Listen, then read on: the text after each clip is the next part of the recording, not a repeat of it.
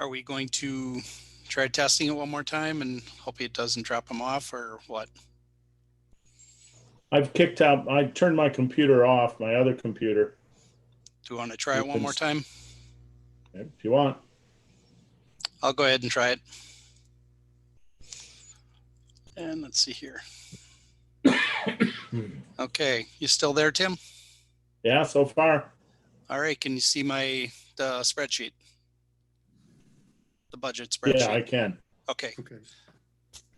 All right, it's time, Mr. Chairman. And we are streaming live. Okay, good afternoon, everyone. This is Dunn County Committee on Administration meeting. It is 3:30 p.m. Thursday, August 27th. We're going to call the roll, and I see that all of the supervisors are here. Jim Tripp, Mrs. Story, Dave Bartlett, our chairman, is also here. John Calabrese and Tim Lenow. And so we have a quorum. Approval of the minutes, July 23rd, 2020. Would anyone so move? So moved. Okay, we have a motion. Second. John Calabrese seconds. If I may ask the committee members, if you move, identify yourself as supervisor, moves, and then if you second, say supervisor, your name, seconds, just for the record and for clarity. Thank you. Okay, any discussion or corrections? Okay, hearing none. All those in favor, please say aye. Aye. Aye. Any Aye. opposed? Any opposed? Hearing none, passes. We have staff reports, and as usual, we have been given a nice written report from all our staff members. Are there any questions pertaining to those reports? Okay, thank you all. Hearing none, we'll move on to 5A, where considerations for actions taken by this committee, recommendations on our year 2021 budgets. Administration budget is first, and we'll head off that with our county manager. Hello, I'm going to turn it over to our county CFO, Keith Stry, to talk about any particular highlights on the county manager's budget for 21. Thank you. And let's see here. I will share a screen to bring it up for presentation. And bear with me, I'll have to scroll down to that particular budget. Administration has a number of cost centers within it, so it does take a little bit of time here. Let's see here if my laptop behaves. Page down, page down. There we go. And we're to the county manager's expenditures. Essentially, the county manager budget cost center is largely tax levy, if not 100% tax levy supported. Really, there's nothing of significant note for the 2021 request. Essentially, the wages and benefits were consistent with all other areas as far as the scheduled increase was 2%. So you'll see that as a common theme across the budgets are a 2% scale increase with no steps. That's how the budget was presented to the county board at the end of July.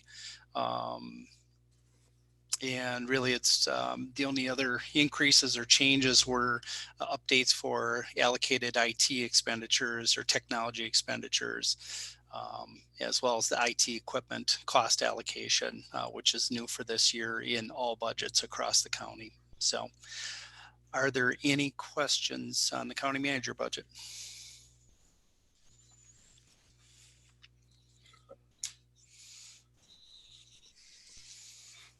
Okay, Any questions from anyone?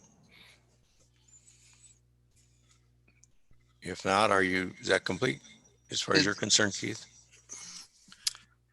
Mr. On Chair? Yep, 3 of 13. I'll bring it back up. If I'm looking at the right one. You're looking at the revenues for the county manager. Yeah, I It's actually am- 2 of 13. Well, yeah, 2 of 13. Yeah, I've got a question on the $10,000. Am I looking at the right page? 2 of 13. I'm on 3 of 13. Okay, $10,000. Oh, that is for the human resources budget. Right. Okay, so we're going to talk about that later. Yeah, actually, that's the next one. If we're Okay. done with the county manager, if the Sorry. chair is okay with that, we can move on to that. Let's go ahead and move on unless there's some questions. Okay. Let's move I'll- on. I'll just, and if it's okay with the chair and the committee, I'll continue to move forward. I'll leave pauses for questions, and certainly please speak up because I can't see everybody in with me presenting. So just prompt me to stop if I'm going too fast. The next budget is the human resources, and what we'd ask is that our human resources director hit the highlights on this budget. Your budget requests, you've got 2 cost centers. So Heather, if I could turn it over to you to hit the highlights of your budget. Sure. Similar, the salary and wages account for the 2% increase, no steps. It does also account for a request to fund the HR manager position using a vacant position and an existing position. There are details within the packet that go over that request in detail. So certainly if there's additional questions, I'd be happy to answer those. But that was laid in the staff report. Additionally, sorry, I'm trying to scroll Keith's screen.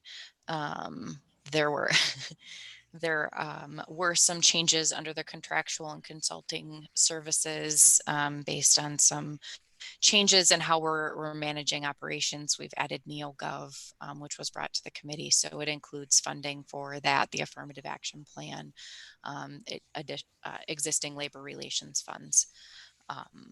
And the rest of it is pretty similar to previous years. And that's the human resources budget. Any questions on that? And on the revenue side, I'll bring that up just for completeness. That budget, I believe, is, yeah, it's the first line. Human resources is essentially levy financed. Keith, Yes. is there any chance you can enlarge the text?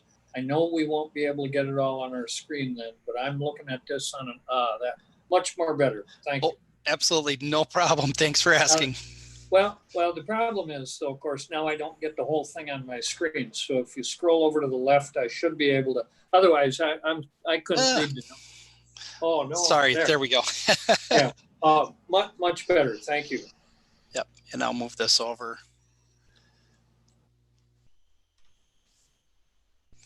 All right. So could we go to that position?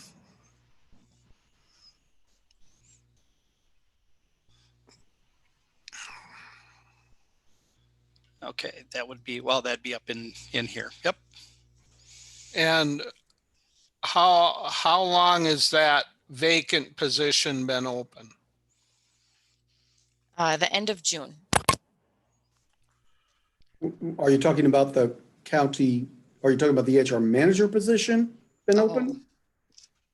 Well, we're going to, the thought is we would eliminate Kelly's position and use her position, the funds from that position, and a vacant position to fund this other one.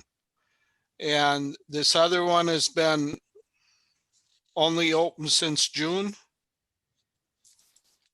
Correct.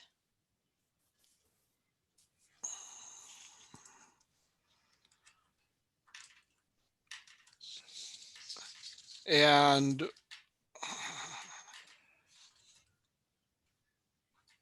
we need that position. Which position? The HR manager position? The one that's open. No, I'm proposing that we unfund that position and fund the human resources manager position. Right. And so what you're saying is there isn't a need for that position anymore. I guess what I'm looking at is our levy. If there's any way to cut levy and not bringing on a manager that's a higher paid position, or not filling that position and not making this change this year would save us some money towards levy. If I can, Mr. Chairman. Yeah, please, Mr. Miller.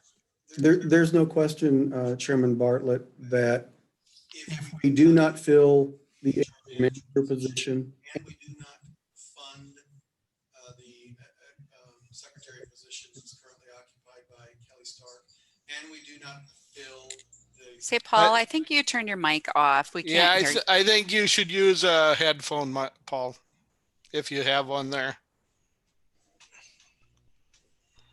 Can you hear me? Yep. Okay. And am I echoing too much? Is that the problem?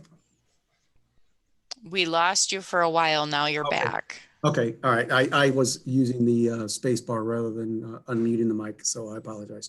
What I was saying is there's no question that if we do not fund the vacant HR manager position, if we do not fund the secretarial position currently occupied by Kelly Stark, if we do not fund the now vacant accounting technician position that's been vacant since June, we will save money. We will have a lower levy, but we will also have substantially lower service, and we will not be. Paul, we lost you again.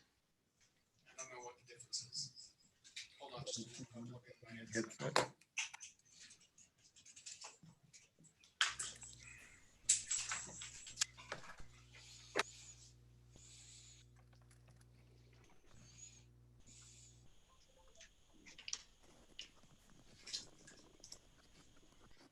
My apologies. Can I be heard now? Can you hear me? Yes. Okay.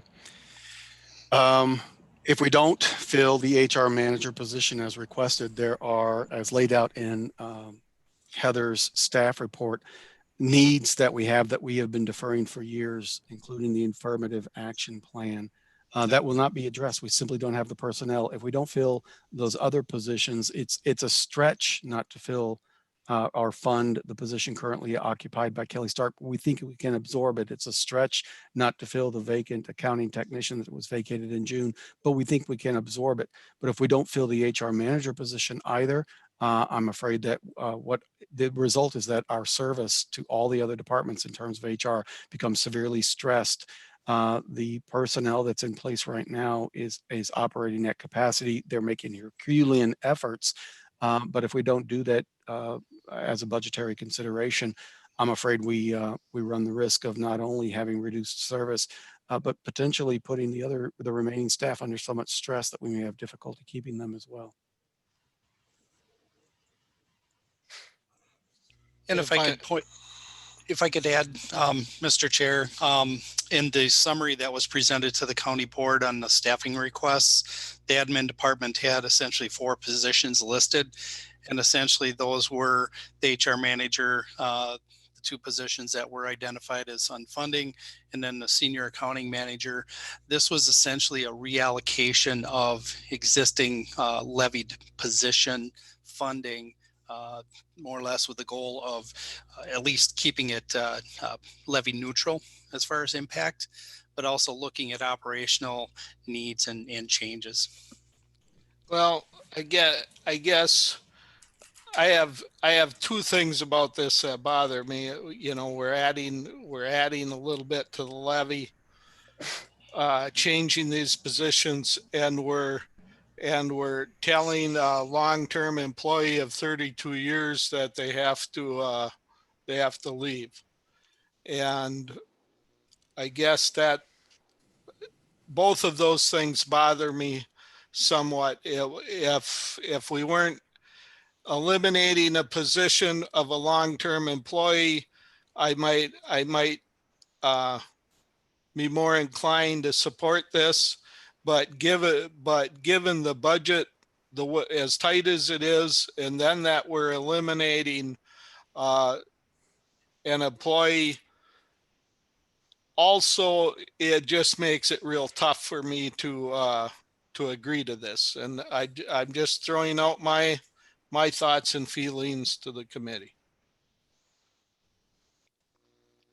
The only thing that I will add for the committee's consideration is this recommendation is not one that we've made lightly either.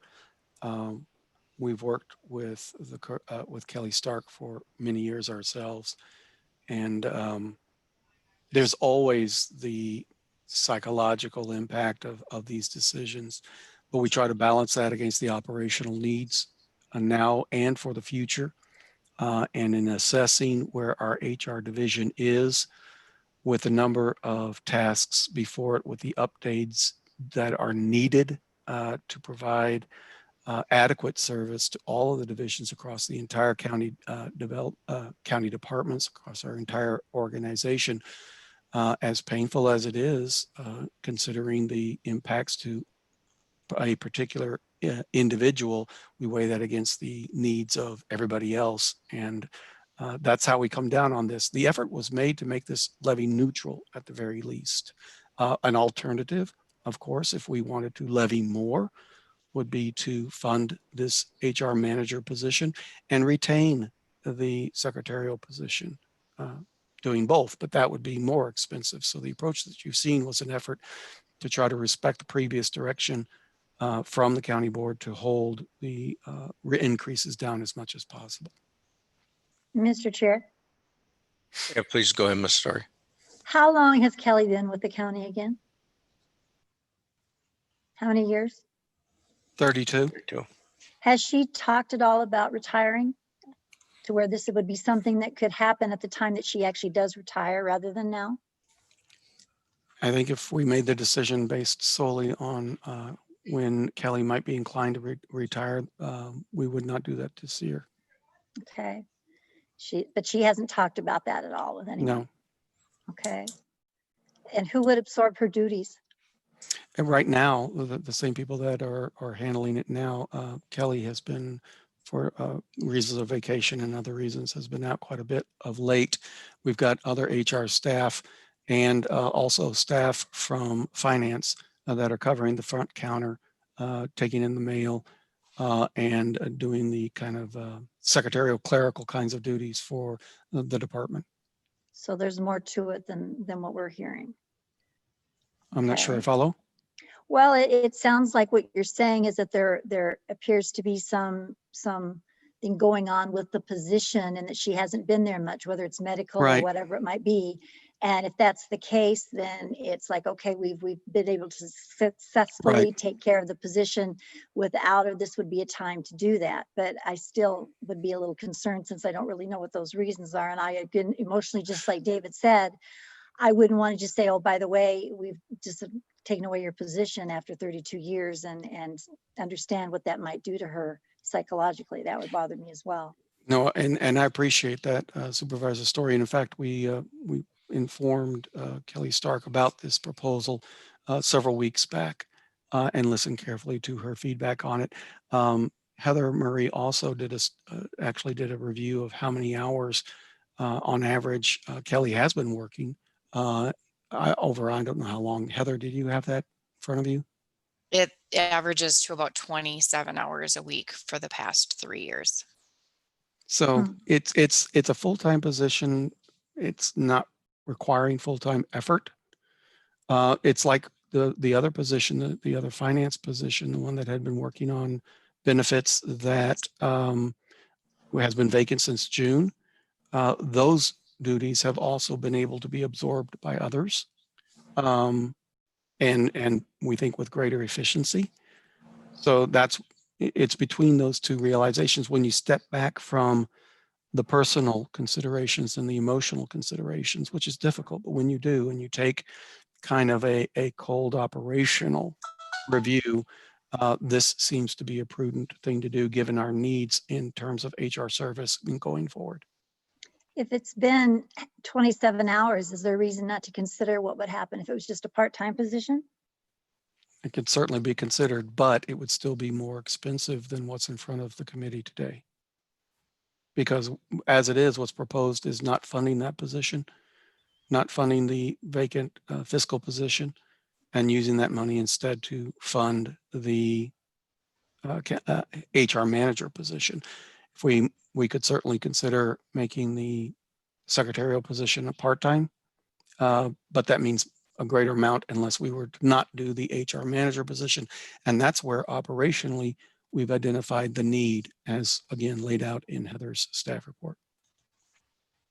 Well, I'm assuming there would be a loss of benefits if it went half-time as well. So I guess I'm wondering what the difference in cost would be. There would not be a loss in benefits. There Under would the not. ACA, she's already qualified for those Okay. benefits. Any other comment? Well, I guess just a comment on the 27 hours a week. Has she taken time off that wasn't paid? Not to the That best of my knowledge, no. All right. So what we have is a long-term employee that is using their benefits that we have provided, whether it's sick pay. I know she had some eye surgery. I don't know what else, but I guess what I'm saying is she hasn't taken time off because that when she didn't have it coming. She's just taken advantage of the benefit she has. And I think we could look at a lot of long-term employee positions and find out that some, especially if they're trying to use up some of their benefits, may not be working a lot per week, just like this. So I don't think that's an indication that the work isn't there.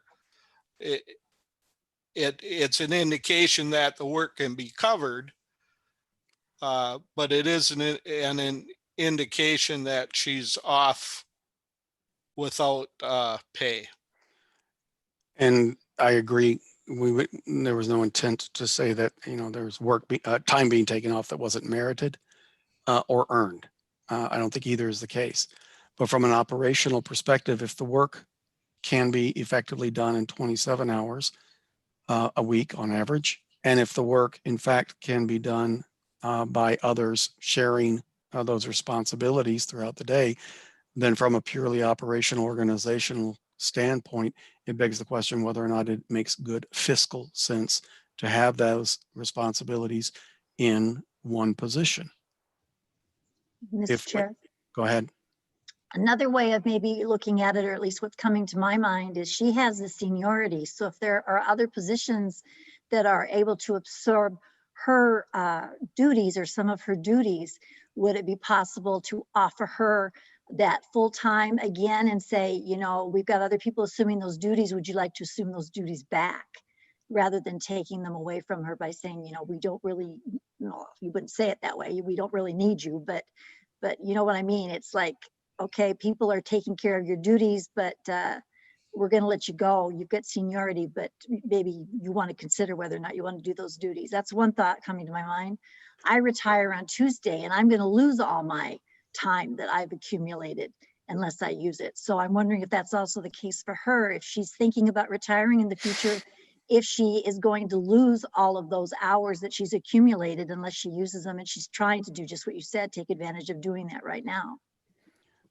Well, again, it's She would not a not matter lose. of her taking the time off. She's not gonna lose. She's not taking the time off and shirking duties. The duties are being handled. She's taking the time off because she's earned the time off, as anybody would. So, and again, I've talked with Kelly briefly a couple times about it. I know she would prefer to continue to work. But what's being presented to the committee in a time of fiscal constraint is an operational change that we're being advised by our professional would be a benefit to the organization as a whole. And what this committee wants to do, I think, is weigh that advice as a benefit to the county as a whole against our obligation, moral obligation, if you will, or loyalty obligation to a long-term employee.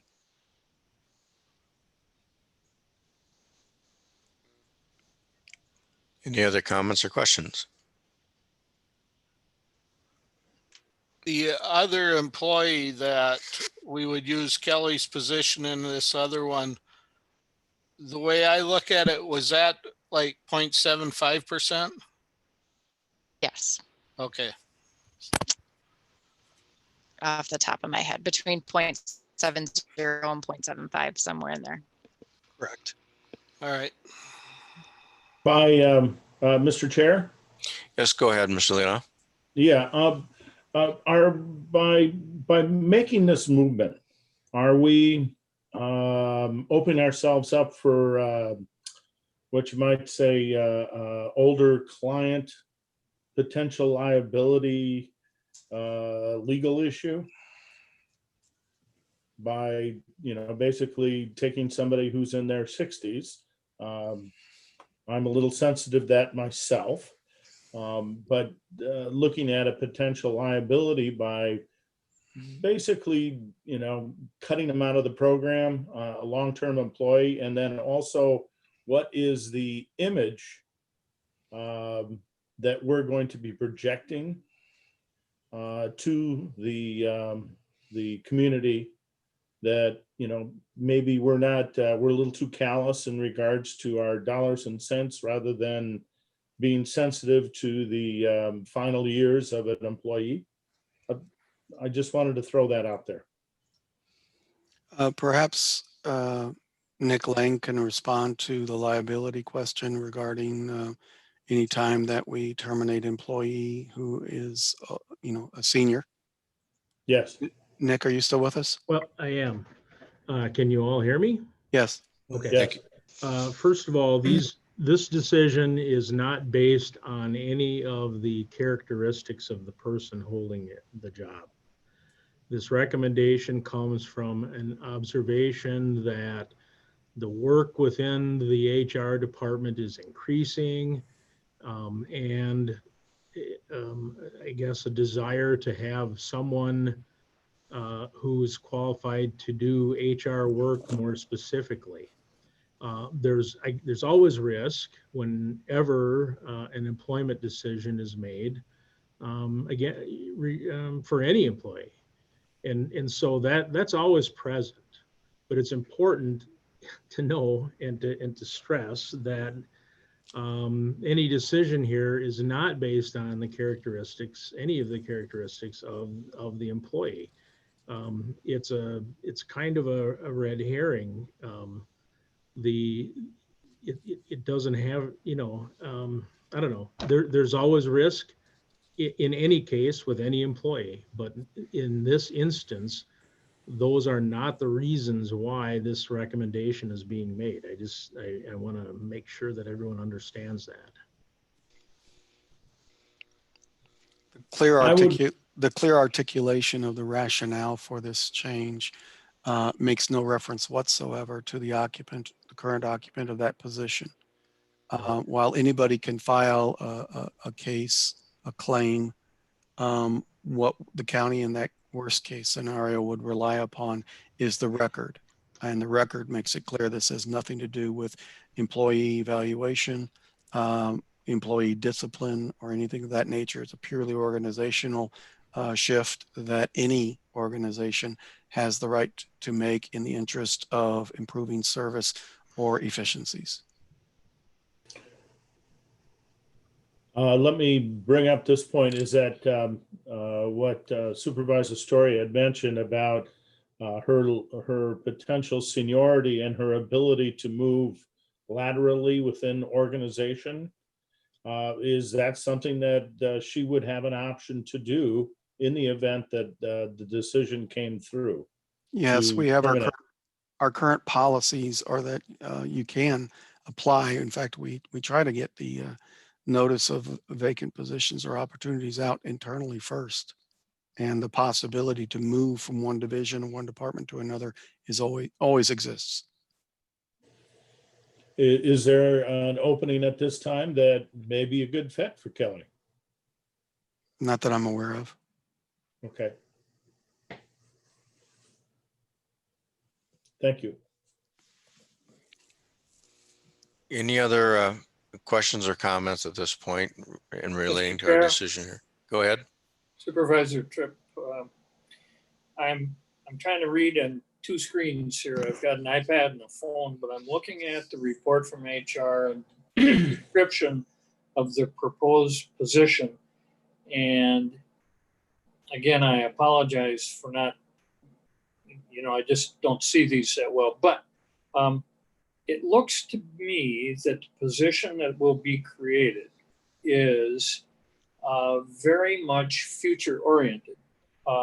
It's not to address, and you could argue this, but not necessarily to address deficiencies that we have now, but to provide the opportunity to address some things that are currently not being addressed and to be in a better position going forward. Have I characterized that correctly? I would qualify it by saying that by emphasizing that there are current deficiencies that need to be addressed. And yes, there are also future improvements that we're hoping to address. Can you articulate those deficiencies that exist now?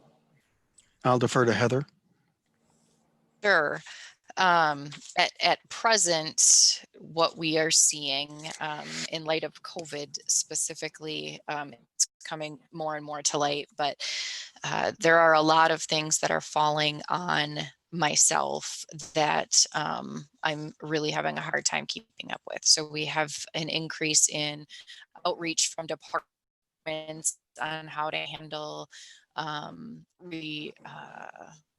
claims from Americans with Disabilities Act and how to make accommodations for employees, going through the correct process of return to work, fitness for duty, the drug testing policy, working with Highway on interesting results that we might receive back. So there are a lot of things that are starting to come to the Human Resources Department as a resource that we just don't have that upper level skill other than myself. Jenna and Rachel do their best, but they're relatively green in the field as well.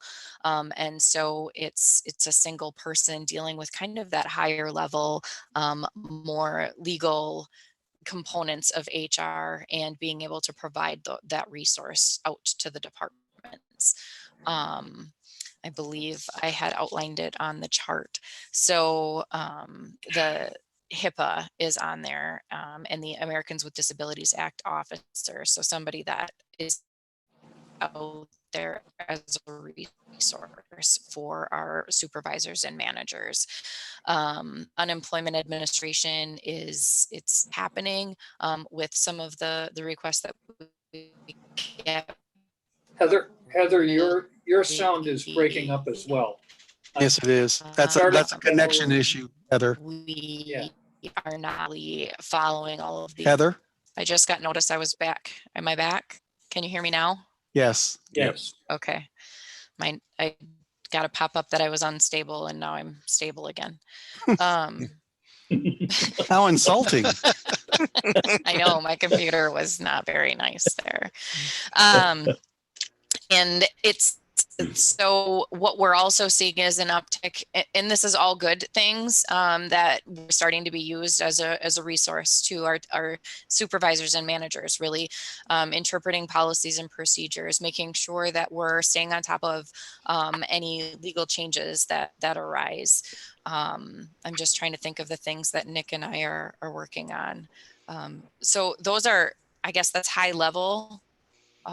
Some of the things that are coming into us, it's a lot of compliance issues and the legal issues that we're really starting to be leaned on from departments, which again is a good thing, but we really do need that secondary, that level in between the director and the generalists to be able to assist departments.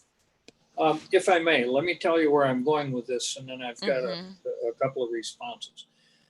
Where I'm going with this is I'm wondering if the immediacy of adding this position, if there is an immediacy, or if perhaps we might be able to postpone a decision on this kind of a position for a while.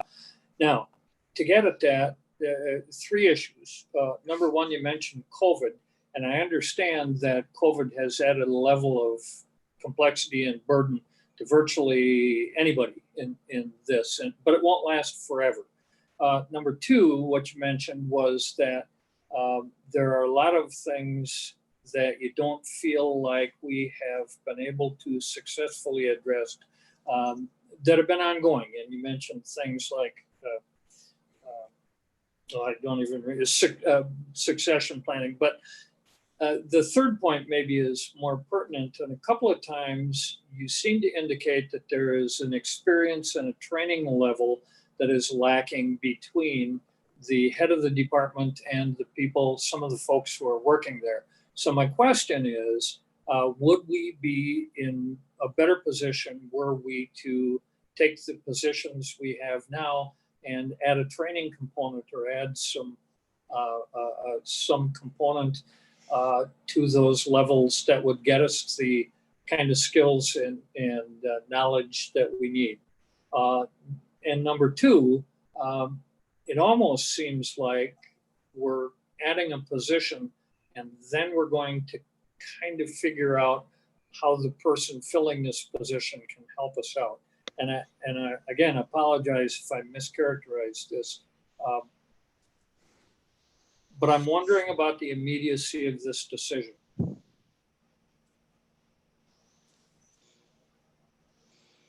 Heather, I'm going to let you respond to that. Yep. Appreciate that, Paul. I will share that, and I realize that I just started in December as well. And I would not be bringing this forward if I didn't feel that this was a true need for Dunn County. It's not adding a position, it's a position that exists. I'm requesting to fund the position. The county had already had the position in place because there is a need for an HR manager. And there is a more immediate need. We really need to be able to provide these services. From a training standpoint, absolutely, I am doing all I can to train up both of the generalists and get them to that level. But then there comes the point that it's the equity pay, because now they're doing the job duties associated with an HR manager level position. They've got the knowledge, they've got the skill, they've got the education. They're doing the duties they are assisting, and so then it still is a situation where the dollars are going to be needed. I'm coming to you with this request because there is a need. I can feel the need. My staff can feel the need. And so if truly I felt like this is something that could be delayed, I would have delayed the request. But I feel very strongly that from an operational standpoint for Dunn County and the services that the HR department should be providing, that we do need this position.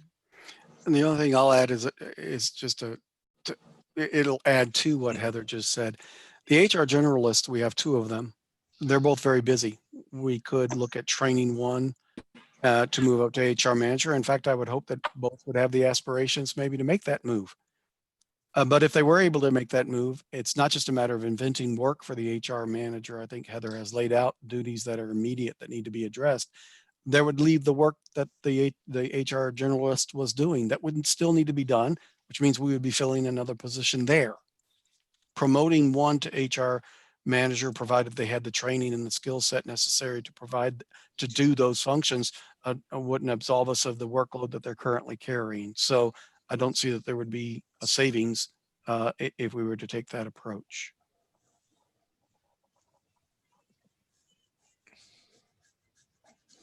Hmm.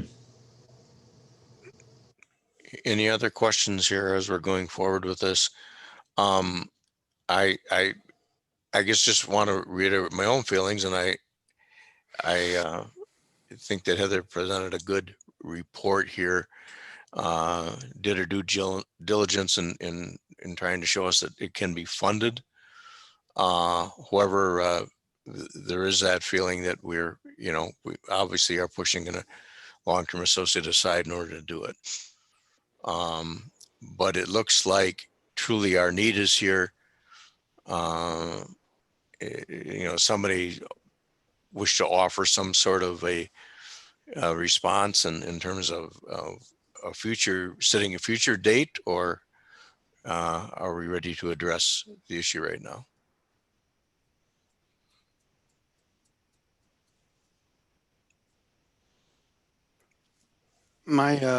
If I may recommend, perhaps we could finish with the administration, finance, criminal justice, and IT.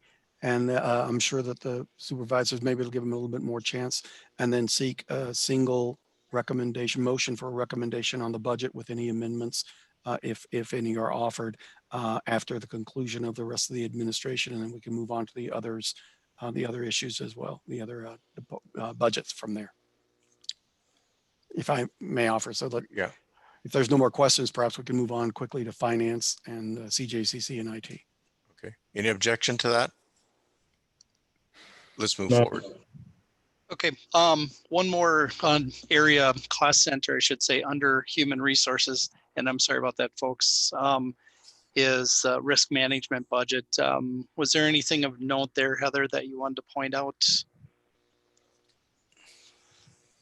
No, it's pretty straightforward in comparison to past years. I know I'm unstable. Okay. Am I back? Your back. candor is refreshing. Okay, I just wanted to give the opportunity. It is a $315,000 budget, and you've got the details and links to them. It's a 0% increase. It's essentially the same budget as presented last year, and I will just present to you the funding sources for it are listed above, primarily property tax levy. But then there are a few other smaller revenue sources. So if I don't hear any further questions. Well, I've got a couple. First off, in the HR general construction, $10,000 for records construction and shelving. What's that for? What's that? Currently, am I stable? Can you hear me? Yes. Yes. Okay. So currently the records are housed off-site. The majority of the personnel records, especially the terminated records, some of the FMLA records, things that we reference quite a bit, they're in off-site storage and less than a secure setting that they should be in. And then what we did was brought many of those records back then to the government center, and then moved them into what's currently the HR manager's office. And it's occupying quite a bit of space. We have a need for those records to be on site. We access those records quite a bit. So the $10,000 is a proposal to construct a records area for human resources, records that are required only by HR staff, which is not necessarily how it's constructed out off-site. And so it would either have to be constructed, gives us some efficiencies in accessing those records, but it's to get them into a secure storage setting. So you have to access these a lot more than we used to, because we used to keep the records in a building behind the CSB building here. Yes, Patty makes regular runs out there. She always has. But secondarily, they're not secured the way that they should be. So either way, we either have to construct the secure storage out there, or we have to construct the secure storage on site, and the cost is close to the same.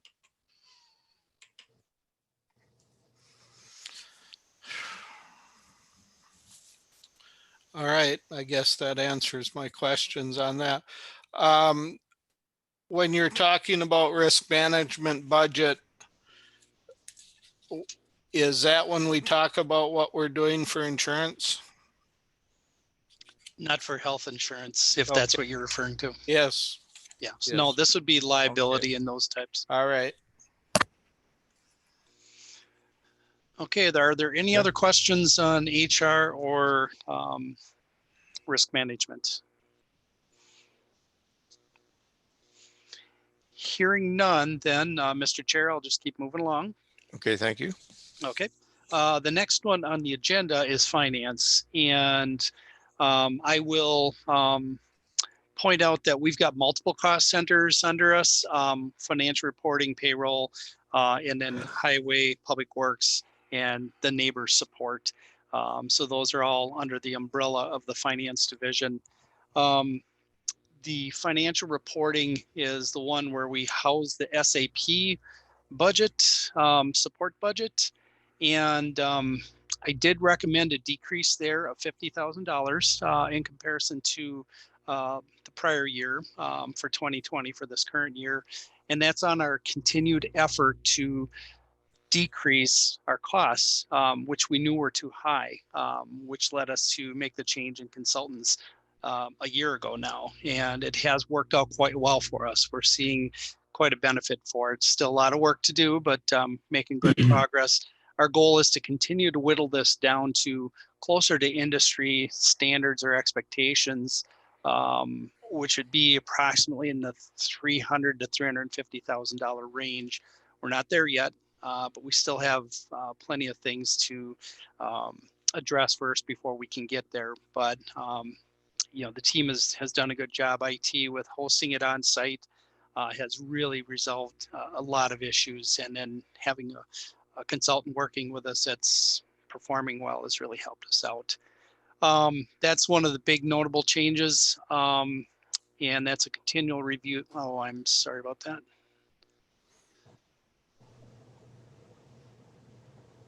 The heck. I'm going to stop sharing here. I apologize for that. And let me bring it back. Keith, while you're doing that, can I ask, do we have any relationship with Quintel at all anymore? On an operational basis, no. On any kind of basis? We're still in a one invoice that's disputed between Quintel and SAP and Dunn County. In high level on that is we pay annually SAP for our licensing, and you pay with Quintel, we paid it through Quintel, and then they sent the payment off to SAP. Well, when we ended their services August 1st of last year, SAP sent them a refund for the 4 months that we weren't using that, because they set us up as a new client, as a direct client. So the refund went to Quintel, and then SAP started invoicing us approximately $24,000 for that refund, because we're a new client to them on their books. Well, we're still, that's an ongoing conversation still. And I think it was 8 weeks ago, I had a conversation with the CFO of SAP after going back and forth and getting multiple billings. They've stopped the billings. I made an appeal, and we're hopeful to be successful. They haven't threatened any kind of action against us yet. I've been consulting Nick Lang and Paul Miller on it, so we've not had any threats against us yet, but there's an ongoing conversation there. So we still have that one legacy item we're working through yet. Thank you, and I apologize for the question. Well, yeah. Anyway, so that's one of the notable operational items in the financial reporting budget. I do want to point out in the salaries and wages, the note does include the incremental cost to adjust one of the accounting manager positions to senior accounting manager. And that was also on the HR position summary presented on the 29th to the county board. The additional cost, let's see here, was projected by HR to be $6,440. One of the handful of key tasks that I was recruited to address when I came on board was looking at the newly created division, looking at it operationally, and really the first 15 months, 18 months, I couldn't deal with that because SAP was taking so much time, but was to look at the operations of the department, look at the structure, and come back with any assessment and feedback. One of the very common structures for a division, especially of our size of 17 employees, is you have a named assistant. The finance department that I ran in my previous position for 19 years had an assistant position. And it's not just to have an assistant to have an assistant. It's really to be able to do workload share, to cross-train, to be able to delegate to as appropriate. Certainly there's peak times like right now at budget. It's highly recommended that I have a position that I can go to and rely on and be equitable in pay when I'm assigning duties. And that's a situation that an assessment that I've made and had conversation with Heather and Paul on, and Joe before that, before she retired. And we definitely see the need is there for it. Comparing us to other counties, it's a very common position to have. If you recall, our county manager that left us and went to St. Croix went to an assistant finance director position. One of the, and I know Chippewa County has one and things like that. And again, it would recognize some of the duties distribution that I've already begun doing, things such as preparing budget adjustments, attending meetings when I can't be there to, standing committees or otherwise, making reports and presentations that they've not had to do in the past. So it is an elevated level of duties in some cases, and workload distribution. So that request was made and as part of my budget request for this budget. I don't know if there's any questions on that, or I can continue on. I have a question, please. Sure. That assistant position, I'm thinking in terms of succession planning, which Yes. was a hot topic a few years ago. Some things got in the way of that, but is still a serious consideration. I'm going to assume that succession planning was a factor in this request. Absolutely, and thank you for bringing that up. That is a major consideration in my mind. Succession planning, I mean, the CFO position could be vacated for a number of reasons, as we all know, medical or otherwise. And frankly, you want to be in a position where your key positions have someone that's in the pipeline that has an understanding that could at least step in a basic standpoint, plus preparing for my eventual retirement or whoever would be in this position, moving on. So it's good organizational management practice as well. So yes, thank you for bringing that up. Any other questions, or I'll move on? None. None. Okay. Then that's it for financial reporting. Financial services, DHS, that's for human services. That's our support services. And the revenues for that are interdepartmental charges back to the DHS department. So more or less, we're internally contracted to provide the services, and that one's essentially a level budget. Financial services NDC, this one is for the nursing home operations. And there was a notable increase there. And primarily it's up here in the attendance hours, a 25% increase. Now, what's driving that is, again, as I was doing operational assessments of the division and looking at positions, and then looking to the experience that we went through, unfortunately, late last year into the first 4 or 5 months of this year, being understaffed in the billing area. That put us in a position where our receivables, instead of being at an average of $1 million to $1.3 million, crept up to over 2.4 million at the high point. With multiple people being out, the accounting manager position was vacant for almost 6 months, and another part-time billing position was vacant for, I think it was 15 months because of budgetary concerns. After talking it over, looking it over, that really wasn't the best way to operate. We didn't have people cross-trained. It wasn't structurally sound. So the half-time position was increased to full-time. It helped us in recruitment. We hired a really good person, and we've got cross-training and cross-coverage efforts going on right now, and we're seeing the results. Here's the financial implications there. But keep in mind also the occupancy rate at the neighbors was, I believe, at its low point, at least in the last 5 or 10 years in 2018. So they were able to make do with less staffing. But in recent years, it's been at the high 80% into the low 90%. Well, the more occupants you have coming in and out and a higher occupancy rate, you're doing more billing and you're doing more chasing down of delinquent accounts and things like that. So the level of effort was needed to be stepped up as well. So those are the, I guess, the background on that. And that is covered by the operations of the nursing home. And so any questions on that? Mr. Chairman, if I may, Go ahead. just an encouragement for everybody. We're closing in on 4:30.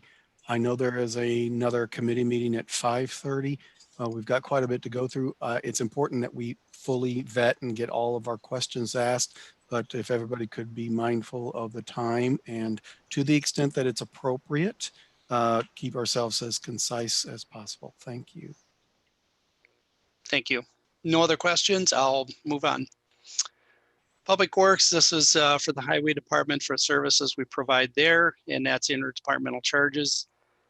And payroll, this is a decrease because of the structural change that we made this year, where we, the benefit specialist was moved over to human resources and now is vacant. So that's why you have a decrease.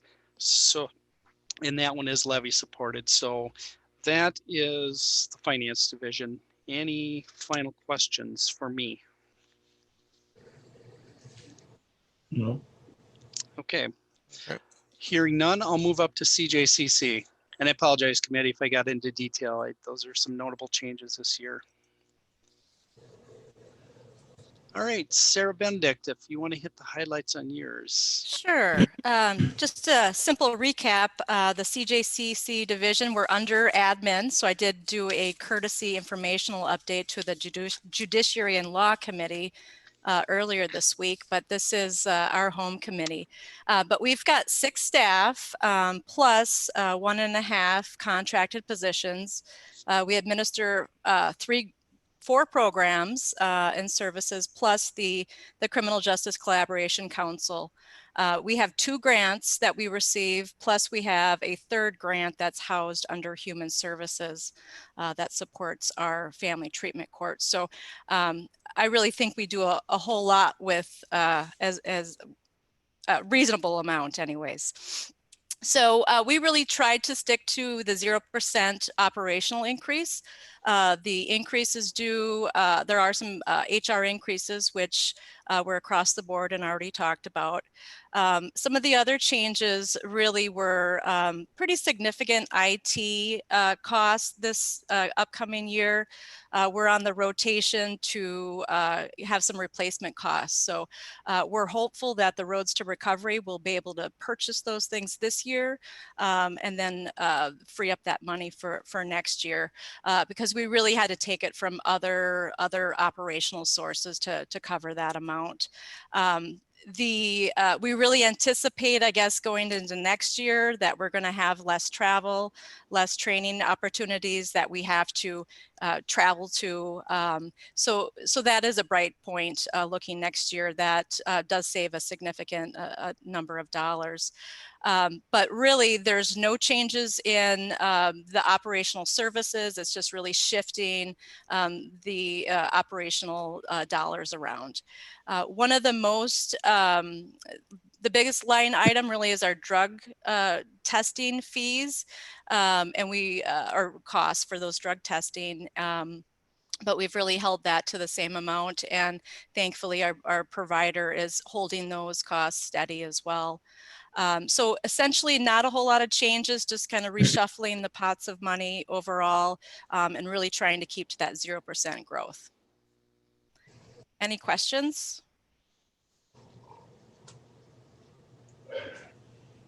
Anyone? No. Okay, hearing none, we can move on. Okay, information technology is next on the list, and I'll get down to that. Eric, if you want to hit your highlights.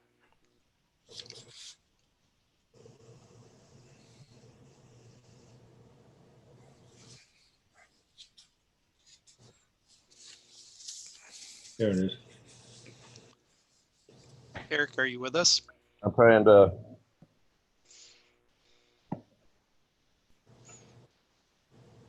There, my computer wouldn't unmute.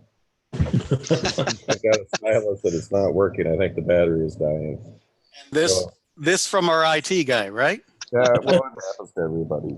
Technology. And it's unstable. It's unstable a lot of the time. So our budget, basically, we went through all of our operational side this year and looked to reduce. So our maintenance contracts were reduced by $15,700.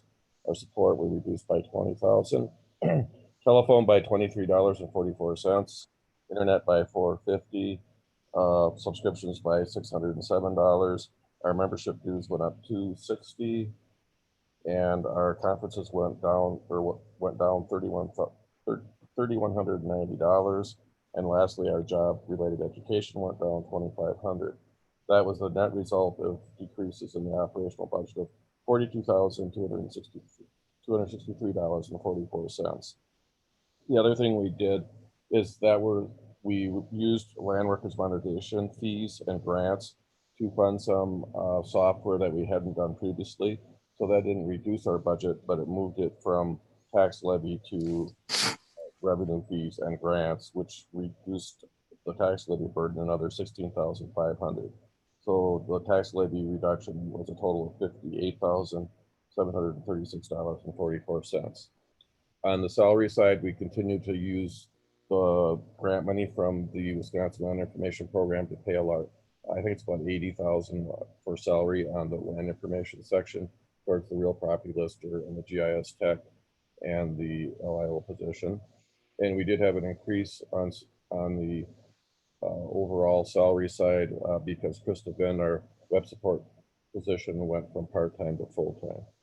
The overall impact is, which Keith has this on the budget, is what was our decrease or increase? I don't have the document handy right now.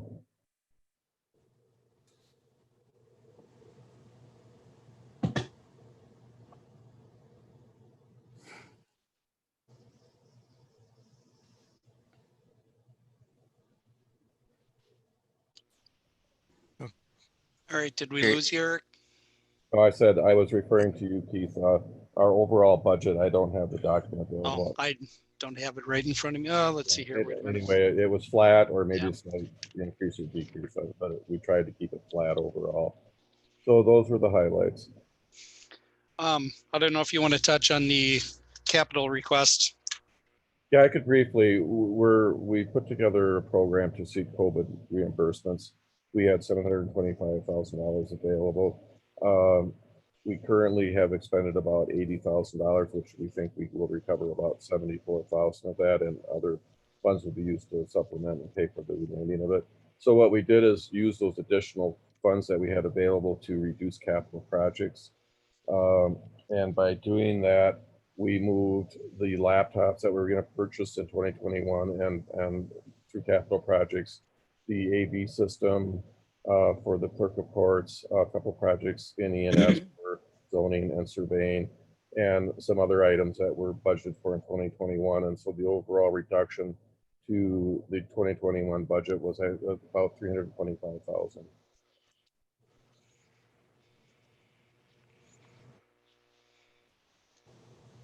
Okay. Covered up about half of the monies available. So we are going to be reviewing all the requests, which now are over 800,000 with Paul and Keith on Tuesday.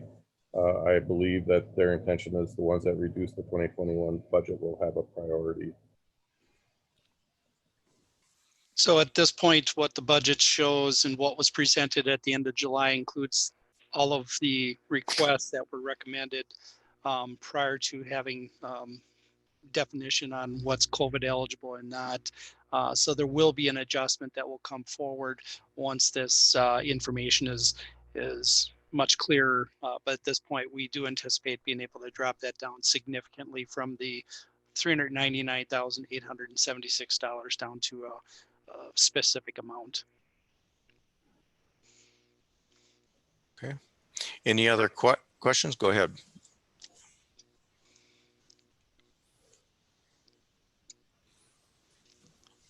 Anything else on administration? Otherwise, we'll move on to Corporation Counsel. Well, Dave, I think your headset might be muted. Must be. Can you hear me now? yes. Yes. Yeah. All right. I must have bumped the button. Yeah, I was trying to get in under CJCC. Sarah mentioned the IT expense and that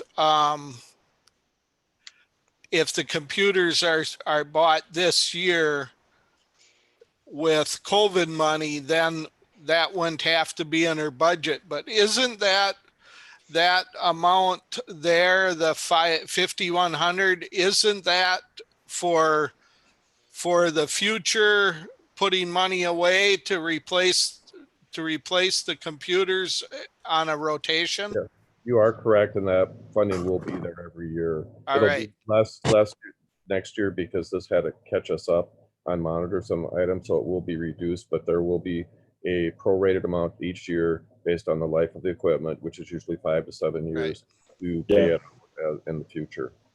What we did is move the actual purchases for 2021 to capital projects. So they're no longer, we're in the operational budgets, but the prorated amount will be there and stay there. All right, thank you.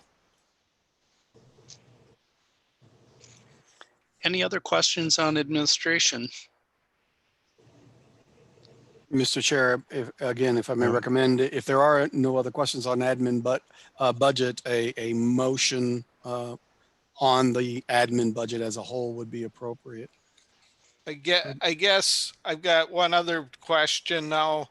In the admin budget, wages are in that, correct? And we've got figured a 2% increase for everybody in those steps? Correct. And that falls in this budget, correct? That's correct. Okay. I just wanted, I guess I wanted everybody to be aware of that, of what's figured into this budget. Mr. Chair, I have a question. Yes, Jim, go ahead, Mr. Chair. First, I want to apologize for missing last month's meeting when the wages were determined. Can somebody give me just a very brief rundown of the rationale for for the 2% increase and the no steps? Very simply, it's a fiscal consideration. Even with that written in, the deficit on the initial ask when we gathered the budgets together from all the departments, the levy portion alone was a $1.1 million deficit. And so we anticipated that would be the case, especially this year with the downturn in revenues as a consequence of the pandemic. So we, in deciding how we were going to present it in the first place for the first presentation of the draft budget to the county board on July 29, we looked at the possibilities of adjusting the pay grid and the step and allowing the steps, of allowing the steps with no adjustment to the pay grid, of doing neither. And what we selected for the first draft was the 2% adjustment to the pay grid, but freezing the steps as a cost consideration. Thank you. And one clarification, I think you just said that the 2% increase with no steps amounted to a $1.1 million levy deficit? No, no. The 2% adjustment to the pay grid is part of the overall draft budget that was presented on July 29, but that overall draft budget was a $1.1 million deficit on the levy side. Can you tell me approximately how much that 2% increase in wages contributes to that? I believe we have that information, Keith. I don't have it at my fingertips. I know when we ran the scenarios to decrease it down to 0% with no steps was little over $500,000. Yeah, $531,000 occurs to me. Yes. Trip. Yep. Okay. Thank you. Okay, if any other questions, if not, let's move forward if we could. Do you want to take a motion? Yeah. A motion? On the admin budget. Okay, but are we including the request from Human Resources in this? Yes. Okay. Yes. That was any motion on recommending the admin budget to the executive committee for adoption can include any proposed changes to what has been presented today.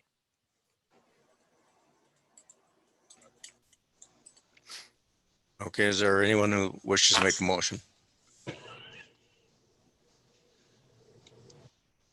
I like all those eager hands going up. Yeah. It's a hard one.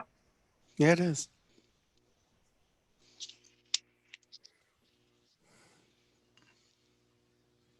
I'll second. What did you second?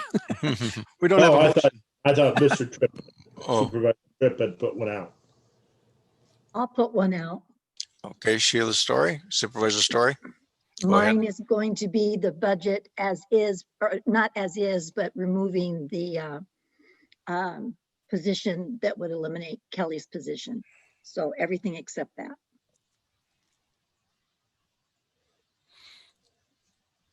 Okay, does everyone understand the motion? Is there a second? I'll second that. Okay, we have a motion coming from Supervisor Story that we accept the budget with removal of the asked for position for the HR department, the HR management position. Is that correct? What I heard, if Supervisor Story, if you could, what I heard was a motion to approve the admin budget as submitted with the exception of eliminating the one secretarial position. Did you intend that we also not fill the HR manager position? No. No, you didn't intend that, or no, we shouldn't fill it? I did not intend that. I guess where I'm coming from right now is there's an overall budget to take into consideration for the entire county, and not knowing what's going on with the rest of the budgets. I don't know yet if I'm ready to let it go. And so at this point, I don't want to let it go. It may come back, but I don't want to let it go. So I do not want Kelly's position to be eliminated, but I do see a need to have more for the human resource position. So then the motion as stated then would be, again, recommending approval of the admin budget as submitted with the amendment to fund the secretarial position and also fund the HR manager position. At this point, that's what I guess I would say. And is that okay with Supervisor Lee now as the seconder? That is correct. Okay, thank you. All right. Any Do further we- discussion, David? Do we have any idea where our budget is at this time?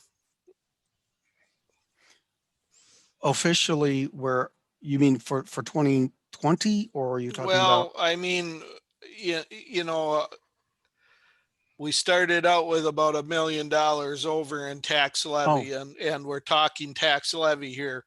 I know that a couple of the committees have looked at some stuff and have made some changes. Where are we? Because in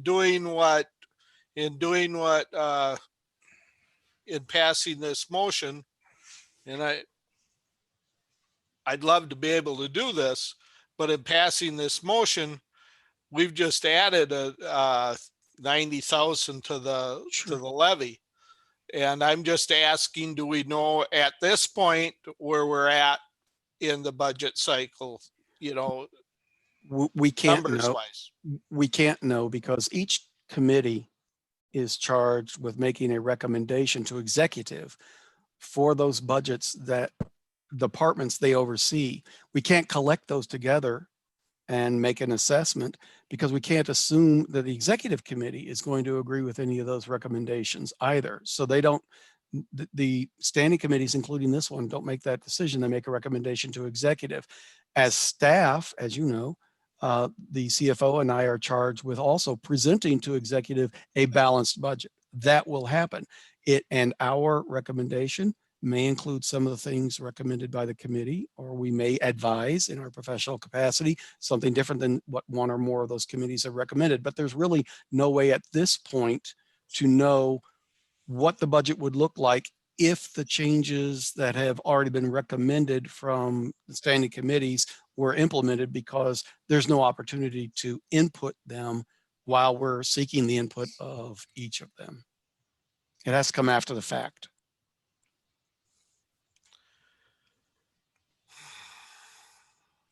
In any event, I do encourage that this committee, rather than try to get a handle on the entire budget, that it's charged with looking at the budgets of the individual departments that it oversees, and trust to the process that we have, that its recommendations will be thoroughly vetted, if not adopted by the county board, and that it's playing a part in the process that won't come to fruition until we get to the county board.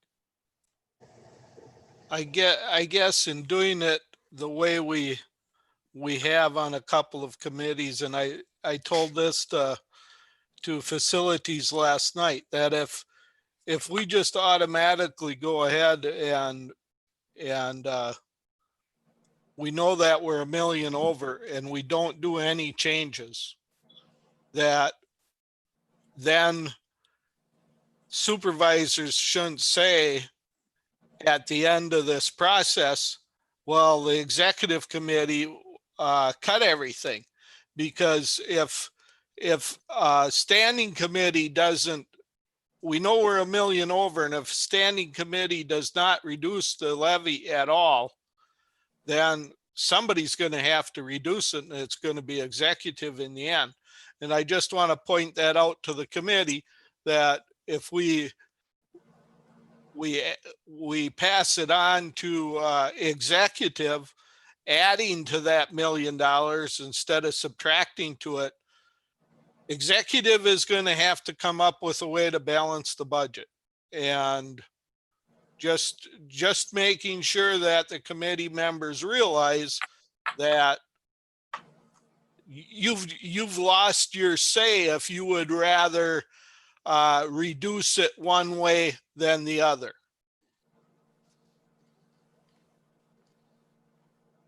And ultimately, of course, each supervisor individually does have one more bite at the apple, if you will, at the point of the county board. Hopefully, however, before we reach that point, we're at consensus among the county board. That's why we do the hard work, the detailed work here at the committee level. But I absolutely appreciate what Chairman Bartlett is saying. Traditionally, the oversight committees endorse the budgets that are submitted by the managers of the departments. And this is understandable. They're partners and they're advocates for those departments, and they hear every month what those departments are attempting to do, the services they provide. So it's natural for them to adopt it, but it does put the executive committee in the position of having to make tough decisions when standing committees do not do so. And I believe that's what Chairman Bartlett is saying. And it's a point worth bearing in mind. If we don't offer changes at the subcommittee or the standing committee level, rather, executive has no choice. But then people who aren't on executive really shouldn't have much to complain about when executive has to make those tough choices. We do have to have a balanced budget in the end. Mr. Chair, Sheila Story, please go ahead. I guess where I'm coming from, and I do know, having been on executive, what it's all about, but the advantage of being on executive is, well, first of all, being on a committee like this one, you're fighting for those people that you represent as far as this committee and these departments. So what you're wanting to do is you're wanting to take into consideration those priorities without the benefit of having all the other priorities to discuss. They're out there, you can read them, but you can't really talk about them. But when you're on executive, now you've got the whole picture. So now it comes down to priorities. Which priority is more important to us, this one or that one? And so that's where, yes, they end up making the difficult decisions. But I feel that right now I need to think about the decision of administrative. And that's why I think I would like to put the motion forth that I have, because I think it's important to recognize that our human resource department does indeed need some assistance. But as Supervisor Tripp was saying, it's not necessarily, at least if I understood him correctly, it's not necessarily immediate, it's forthcoming. But it also, to me, seems extremely wrong to take a person who's been with the county a long time, and it almost feels like you're penalizing them. And I just don't feel comfortable with that. Okay, thank you. Any other comments about, we have a motion? Are you ready to vote on that motion? Okay, all those in favor of accepting the proposed budget of the administration department and funding, additional funding for position of assistant, correct? Secretary. Secretary position. All those in favor, please say aye. Aye. Any opposed? Aye. Aye. Passes 3-2. Is that correct? Yeah, I didn't hear Supervisor Calabrese's vote. Oh, I'm sorry. Aye. Okay. Yes, I record 3 aye, which would be Supervisor Story, Supervisor Lenow, and Supervisor Calabrese, and 2 no, which would be Chairman Bartlett and Committee Chair Headland. So You missed. I'm sorry, Mr. Tripp. I missed you entirely. What was your vote? I voted yes also. Okay, so it's 4-2. Thank you, Supervisor Sorry, Tripp, Jim. and I apologize.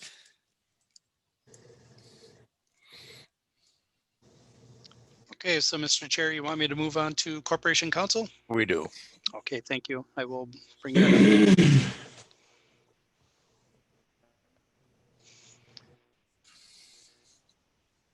And Nick, if you want to hit the highlights of your budget, I'll just bring it up here while you're talking. Okay, per the directive, everything was a 0% increase here, except payroll related items, insurance, payroll and fringe. We did have one item, you can see the maintenance contract.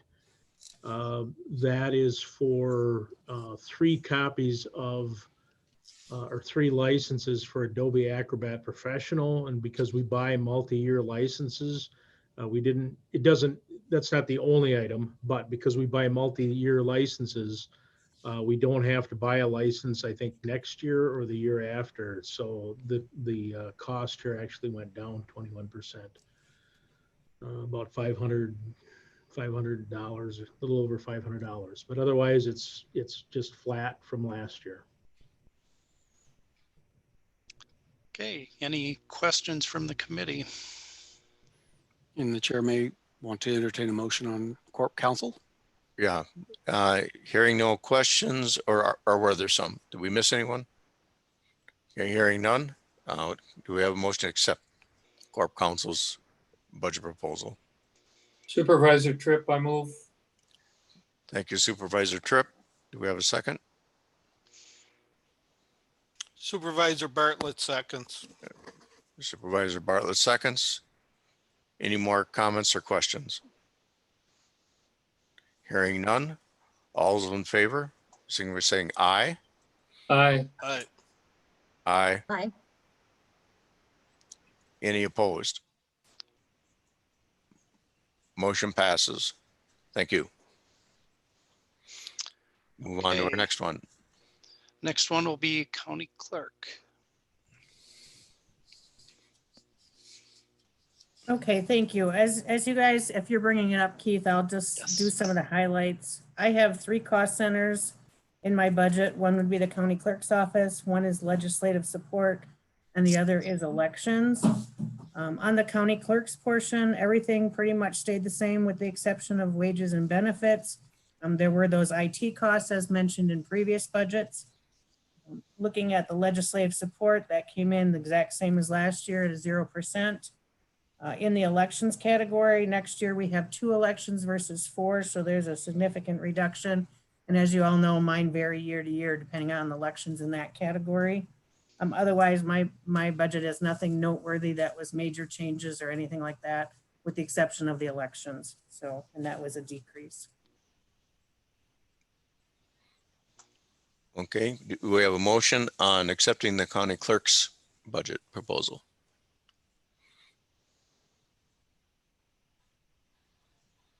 I make a motion to accept. Supervisor Calabrese makes a motion to accept. Do we have a second? Tripp, second. Mr. Jim Tripp seconds. Any questions, concerns? All those in favor, please signify by saying aye. Aye. Aye. Aye. Any opposed? Motion passes. Thank you, Julie. Appreciate that. Moving on. All right, so this will be the county treasurer. Is Doris with us tonight? No. No, okay. Well, I can cover what I've seen here. Essentially, this is the budget that shows where the tax collections come in. So that's why you get that negative number as far as growth or change. Hers does reflect the changes in wages and benefits that are passed by resolution. Pretty much the rest of her operational stuff was in line with the directive to try to keep things at or less than last year. Her overall change in budget was 4.18% increase. A large part of that, or majority of that, was driven by the wages and benefits change. Nothing notable as far as. There was also the IT yes, cost that every other department also experienced. Correct. Thank you. Okay. Any questions about the treasurer's budget? Hearing none, could we have a motion on accepting the treasurer's budget, please?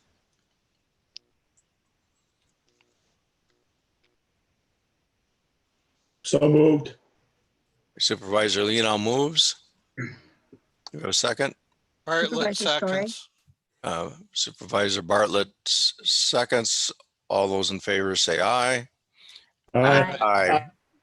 Any opposed? Hearing none passes. Okay, we can move on to our next section. Okay, thank you. And these should go relatively quickly. It'll probably be just how much time it takes me to bring up. But while I'm doing that, the debt service fund is essentially where we need to record the debt payments and the tax levy in and the payments out. And right now we're on a pretty stable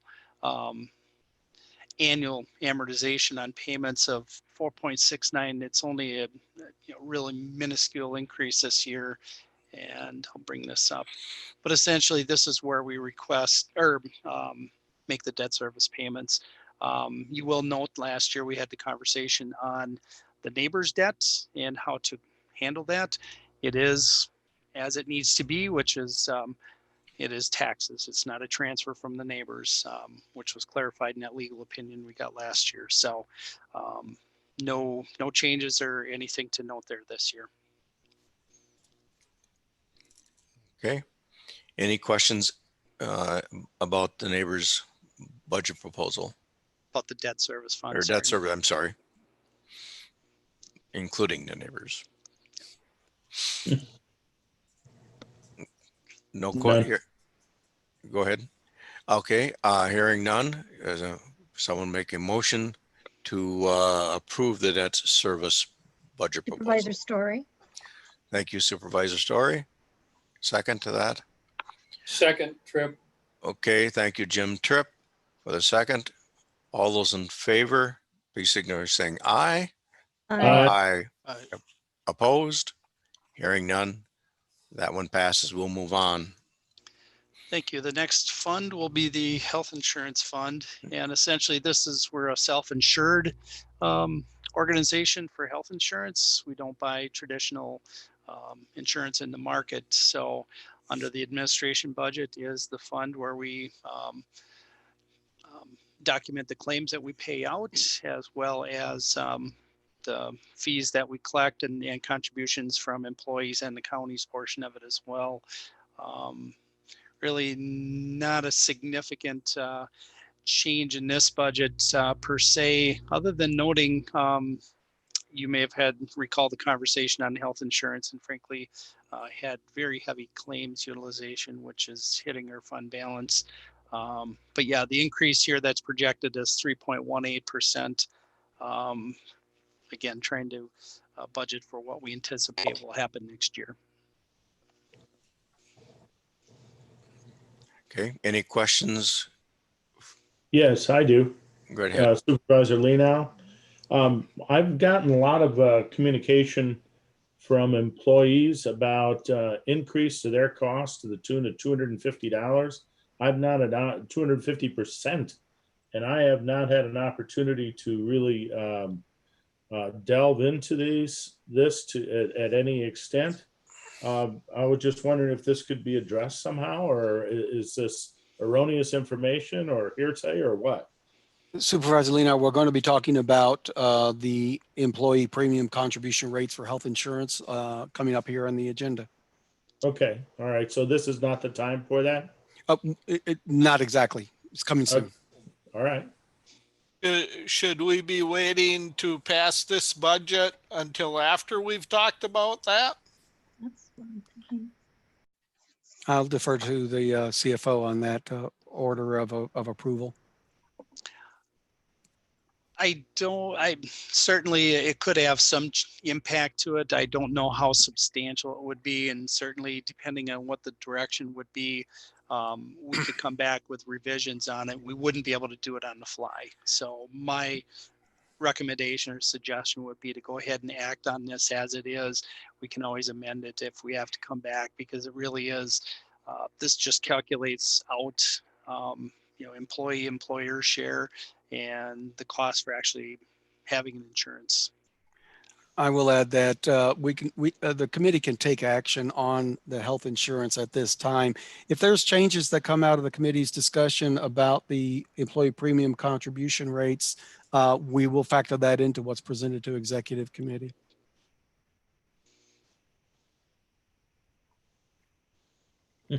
Any further comment or questions? All right, hearing none. Would someone like to make a motion to accept this part of the budget, the listed insurance inputs and expenditures, proposed expenditures? So move, Bartlett. Okay, Chairman Bartlett moves. Do I have a second? Calabrese, second. Okay, John Calabrese. Thank you, John. Second it. Any other questions at this point? Hearing none. All those in favor, please signify by saying aye. Aye. Aye. Any opposed? No, All right. Okay. One opposed, Sheila. Okay. Motion passes and we will move on then to our next portion of the budget. To the last budget, which is the workers' comp fund budget. And again, this is similar to the health insurance. This is where we accumulate the charges to the departments coming in as a factor of payroll to pay work comp claims as they're incurred. So this is simply a budget established to record all of those transactions in and out. It's a decrease of just under 5% anticipated, and our claims have trended down slightly, so we were able to decrease that. Okay. And this is something that we adjust yearly, correct? Correct. Okay. Thank you. Anyone care to make a motion to accept this part of the budget? I'll second. Okay.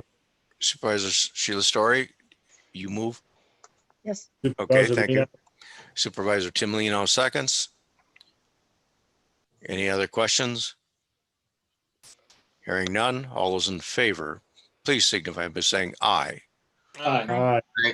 Aye. Any opposed? Same. Okay. Motion passes. We can go on to the next section if we would, please. The next item is the pay grid and employee premium contribution rates for health insurance. Heather, you're still with us? Yes. You want to give them the overview of what we're proposing here? Sure thing. Thank you. So currently we have 4 existing health insurance plans and provider networks. As Keith mentioned, we're a self-funded health insurance plan. We use Medica as our third-party administrator for health insurance. Our initial overall increase that came in from Medica was 20.76% to the plan and to the premiums, because of the continued high utilization of the plan. So we started digging into a lot of the historical information, trying to understand that a little bit more. And outlined in the staff report is the historical insurance fund balance going back to 2014. And you'll notice that 14, 15, 16, we saw increases to the fund balance, 17, 18, and then from 18 to 19, we saw significant decreases to the fund balance. Currently, the fund balance is at a point where there's some concern. We're supposed to maintain about $1.5 million there, but due to the high utilization and the that we saw in 2019, we're seeing that number at kind of a scary low number. So what I also did then was give you the 2020 health insurance premium contribution percentages for both employee and the county percentage, and then what the dollar amounts were at that point in time. We went ahead and contacted other county organizations who are comparable. We used similar comparable organizations that we would use for negotiations, and they are at 10 to 25%. A lot of them had increases that they started back in 2011 when things started to change with health insurance.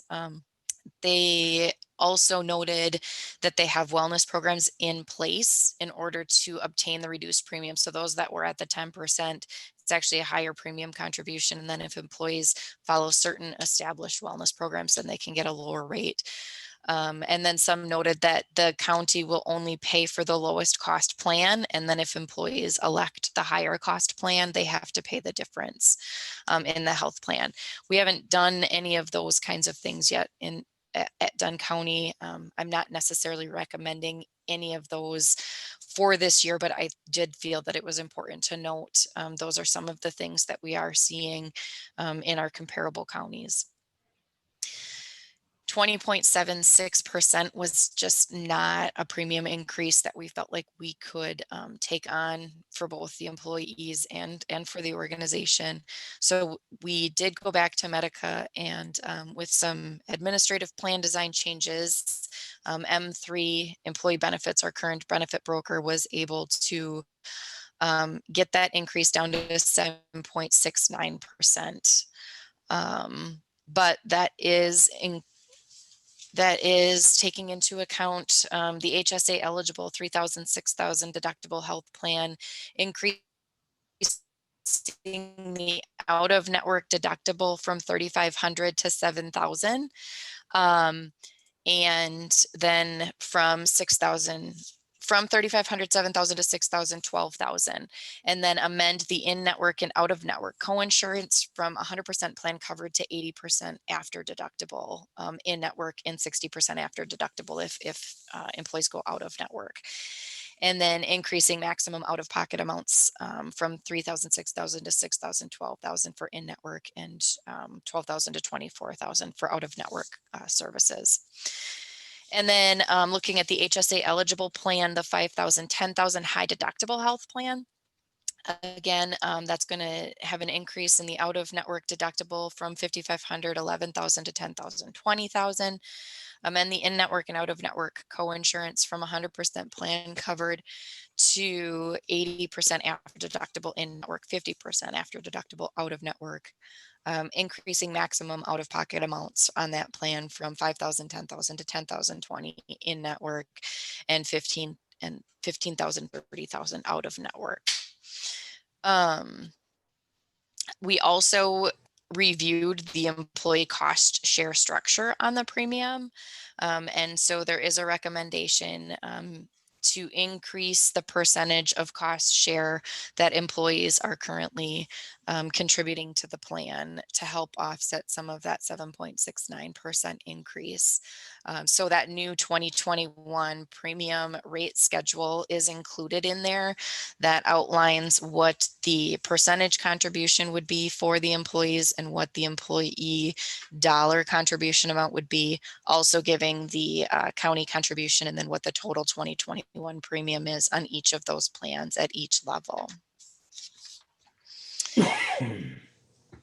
All right, with the recommended plan design changes, again, those are to get the increase down to that 7.69% increase, and the premium contribution changes. The total overall projected cost to the county for 2021 cost increase is $152,199. I do want to note that we are continuing to review additional enhancements to the plan and to wellness options. That's why I mentioned the other counties and what they're doing. I do think that is something that at some point in the future, when we have a plan in place, we should be bringing to this committee for review and implementing some wellness options to the plans to try and drive costs down. And get the utilization dollars down to the plan. Again, looking at the fund balance, we have to find a way to get utilization down.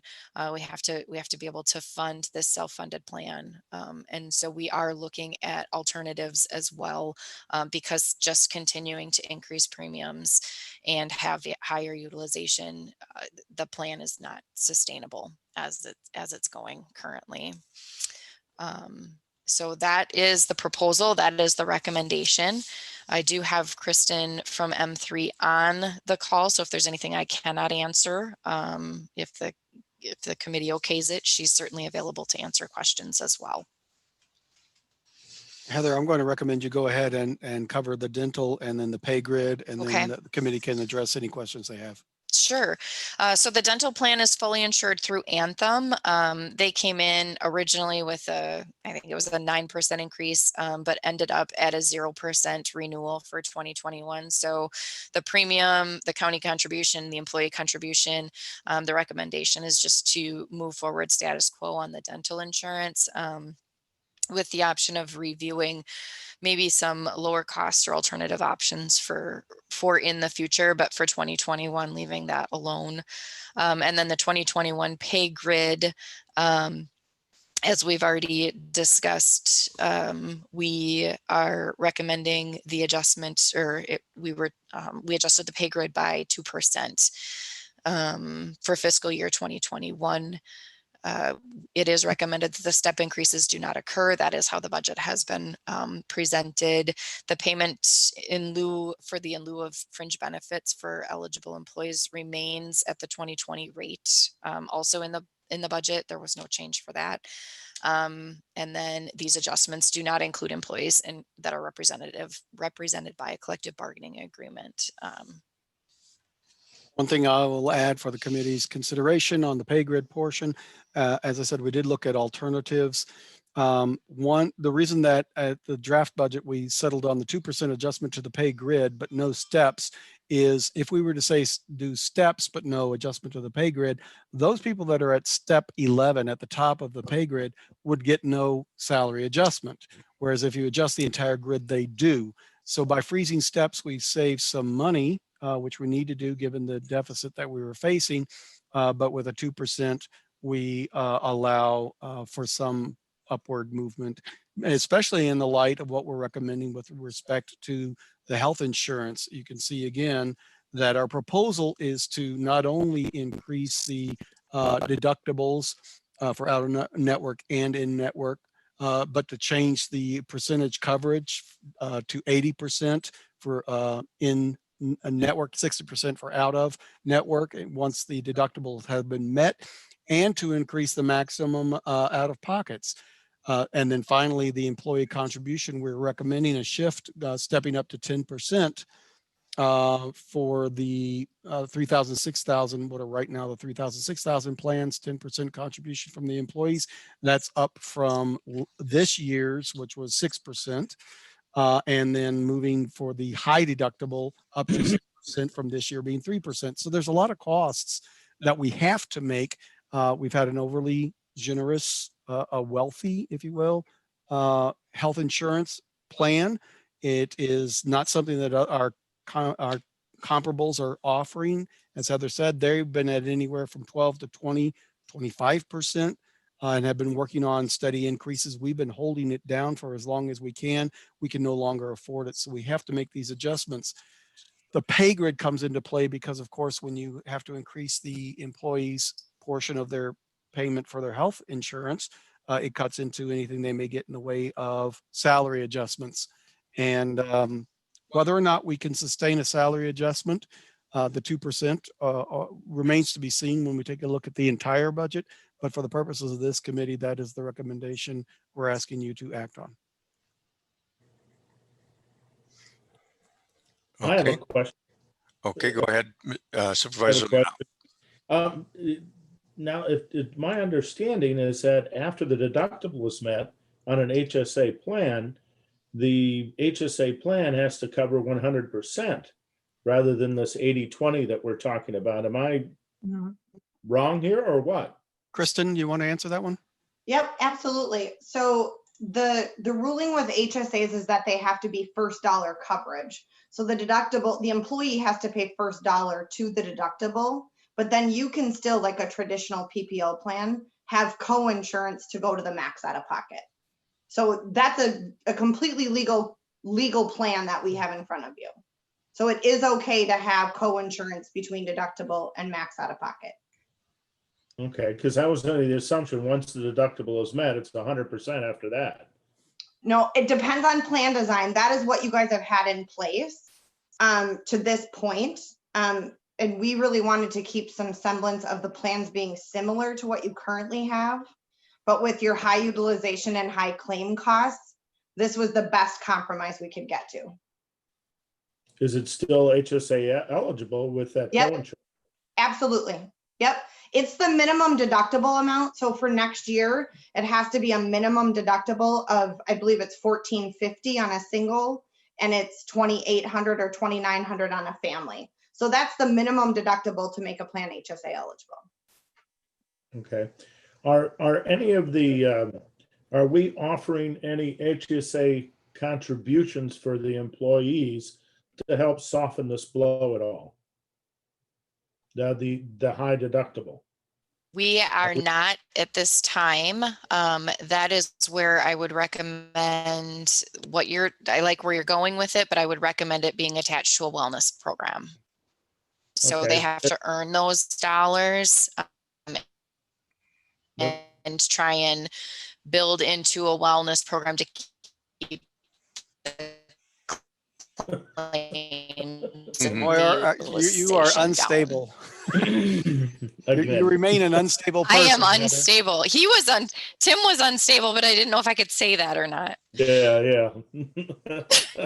Marginal. The bottom line, just to repeat what Heather Okay. was saying, is we do want to incentivize it, but we want to tie it to a wellness plan. That's something that we want to put together coming, in the near future, and we're working on that right now.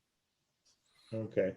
Well, anyway, from public input on my end as a supervisor, I'm getting pushback by employees. And that's totally understandable. If I were, rank and file, if I weren't in the position I'm in, I would be doing the same, because for some, we're facing the prospect of the cost, the change in health insurance benefits, eating up any raise and then some, so that my entire take home is less next year, what I'm netting after I take that out. That having been said, we also have to be realistic. And this is what I would say to any employee of the county. We have had a generous health insurance plan that we can no longer sustain. COVID has substantially cut into our revenues. We are all having to make sacrifices. And that having been said, we've also done some things that some of our counterparts have not been able to. We haven't furloughed anybody yet. We've not cut positions to try to make ends meet yet. So, it's not a fun message. Hey, be happy with what we have. We're doing the best that we can. But to look at us and say, you've got to continue to give me what I've always gotten, plus a raise, it's just not realistic in today's fiscal environment. And we need to go into this with our eyes wide open as the realities we're facing. Well, we're getting pushback from my end. The other issue that I wanted to ask about is that, does this improve our fund balance by making this change? That's the anticipation, is that yes, the health of our balance will improve. The fund balance, hopefully. Of course, a lot of it it's hard to tell. It's dependent on how many claims we get and the size of those claims. But part of the reason we're making these adjustments is to try to restore the health of that fund balance. Are we finding that we're having more astronomical claims, or is this what's driving this, or is just general utilization is what's causing our problem here? Heather can correct me. My understanding is we've had some outstanding large claims that have come through. All right. Kristen, did you have anything on that? No, it's actually a combination of high utilization along with some very high cost claims that have come in the last 2 years, year and a half. Any other Mr. comment? Chair? Go ahead, Sheila Story. Few thoughts, and they're kind of all over the place, so bear with me. One thought, of course, is you're talking about saving, is it just $150,000? This is what it's going to save us, and yet it would improve the fund balance. Am I getting that correctly? No, we're still going to pay an additional $151,000. The county's portion of the health insurance plan, as proposed, will increase the county's portion by $151,000 in 2021. Okay, so for this 150,000, how many employees do we have? Roughly 550. And would you say 80% of them are on our insurance, or 50%? Or I don't know. Heather, do you know that? I don't know how many. I believe it's close to like a 75-25% is what I would say off the top of my head. 75% being on the health insurance, 25% not. So you've got a 2% increase in most cases. but we're going to take that away from you because we've got to try and not have to pay an additional $150,000. That's kind of what I'm hearing as well. Mhm. And so what you're doing then is obviously trying to put this debt on the backs of all of the different employees that have the health insurance. Obviously, that doesn't sound like a good thing to do. There's also, I mean, we all know our healthcare industry is in a mess right now. We don't know what's going to happen. We're in a pandemic. So we also know that we could still have increased costs anyway, because we don't know where this is going to go with flu season as well as the pandemic part of it. So it could make no difference at all what we do. It could be even worse than what we think because we don't know what's going to happen with our employees. On top of that, we've got our presidential election, which is also going to have an impact with regards to how healthcare is taken care of after whoever gets elected gets elected. So there's so many variables here. It's actually frightening to me to move forward on it and not want to table it for some reason, just because I can't put my hands around how to calculate it and how to understand it, and I can see where the employees are coming from. So help me figure this out, but because right Yeah. now I'm at a loss to try and understand it. Well, one response I'll give you right away is we can't table it. We don't have a choice but to make this decision, number one, although there's more to talk about, including the pay grade. Number two, what part of the message on the health insurance specifically is that we have had a generous health insurance program that we can no longer afford. If any employee or any supervisor says, yeah, but we want to keep affording it. Okay, tell me what service or program we're going to eliminate to afford it, because we only have so much money. What we've attempted to do here is take another step, as we did last year, toward normalizing our health insurance benefit to match what others like us have been doing and not be as generous. Number three, even with this, it's still costing the county $152,000 more. It's not saving us money, it's costing us money, even with these adjustments in terms of the amount of premium that the share of the premium that they're covering and the deductibles and out of pockets. Finally, this is all predicated on the notion that we're able to afford to adjust the pay grid by 2%. We may find when all is said and done that we can't even afford that we have to have the health insurance change the way we're proposing here. And by the way, we can't afford any adjustment to the pay grid. That's a possibility. We may even find that not only can we not adjust the pay grid, but we do have to consider furloughs, or we do, in the worst case, have to consider layoffs. So I would say to any employee or any supervisor that I have incredible sympathy for the concerns about the bottom line, your take-home pay, what you're netting, and what you're having to pay. And yes, I, like you, would like to continue doing what we've been doing, but we can't. And what we are trying to do is the best that we can do. There is optimism built into this health insurance proposal. There is optimism built into that pay grid proposal. That optimism may not bear out as being realistic. Well, I am familiar with, I mean, I'm affiliated with the school district of Menominee, and I don't know if Kristen knows anything about their plan, but they're also Medica and they're also self-funded. And of course, we also pay premiums, and we do the second one if we want to pay more because we want to go outside the network and all that kind of stuff, and the deductible. It's very much the same, but it's definitely not the same cost. And it definitely doesn't have the same benefits. But of course, it is two different self-funded plans. But I guess I'm just looking at this and I'm thinking, okay, if I had a choice between 2% increase and having to pay more insurance, and that was a possibility, and you're saying both of them could need to happen, I would choose the medical insurance staying the same versus the 2%, because I think I'd come out ahead in the end if I've had a difficult year medically, and I wouldn't be losing as much money.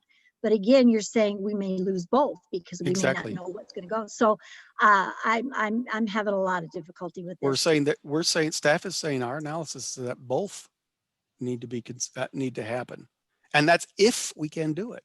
We may find that we need to turn around even with the health insurance proposal and say, you know what, we can't. We need to do something else there. It's not enough. We need to raise that percentage of the employee contribution to 12%. Not 10. And by the way, we also can't afford any adjustment to our pay grid. It's going to be zeros. We're going to have a salary freeze in 2021. That is a possibility. We're working diligently to avoid, but it is a possibility. I would ask Chairman Bartlett for some recollection, because it seems to me that I'm trying to think of how many years ago, not only did we do the pay grade study, but we also did do some modifications to the insurance plan with the employees. And then of course we did something last year. I guess I'm trying to remember the history. Does anybody that was on the board at that time remember how many years back and what kind of history we've had with this? It seems like we did the pay grid close to 10 years ago. I don't know. It's been quite a while ago. As far as insurance, we've back a number of years ago, maybe 15 or so, we were short of funds and we had to increase things just like this, that the fund balance was going down. In fact, I think we were even thinking about borrowing some out of the general fund to keep it going at that time. And we had to increase things to, just like this, premiums or whatever to change that process around. I guess I thought we did have some wellness stuff in place. I thought we instituted that when we put the exercise room in here in this building, that there was some incentives for that stuff. It sounds like that stuff has maybe fell on the wayside. I don't know, but I guess that's my recollection. I was looking at this, and I too have heard from employees, and I haven't heard from my son. So I just want to say that it's not my family this time. But if I was an employee and we're looking at raising their contribution, we're looking at raising deductibles, we're looking at raising or dropping from 100% down to 80% after they meet the deductible up to the out of pocket, and then we're raising the out of pocket significantly. I'm wondering if it seems like we're hitting all three. Do we have to hit all three? Could we? I mean, you guys are the experts, but I'm just saying that, throughout the plan, we're hitting pretty much every portion we can hit. We're raising money. We're raising the expense of the employee at, and the 100 down to 80. If we didn't do that portion, what would that make? Yeah. I like